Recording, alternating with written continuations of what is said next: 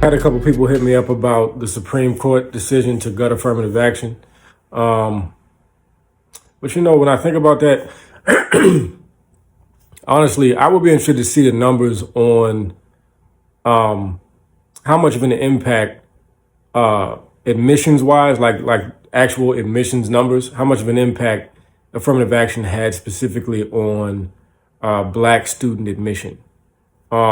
Because, and the reason I asked that question and I would want to see that data is because I was under the understanding that affirmative action had already been gutted for black people. So affirmative action became inclusive as opposed to exclusive years ago, right? So it was made for black people who were connected to and suffered from slavery, Jim Crow, Reconstruction, all the above. So it was made to kind of like balance out that that social disparity that only applied to black people. But then years ago, they changed the legislation to include, white women and just women in general. They made it gender based, and then they also made it sexual orientation based. So gay white men could get it. So at this point, I don't even know how effective affirmative action was.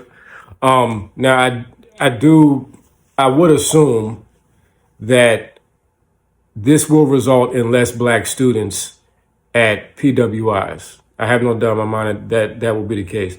But I would just like to see, just how much of it of a I guess a change in the numbers, like how much of a change in numbers would this cause at the end of the day? Because right now, as it currently stands, black people don't really benefit from affirmative action because it's mainly benefited by other demos, i.e., women, white women specifically, and LGBTQ. So, yeah, that's my thoughts.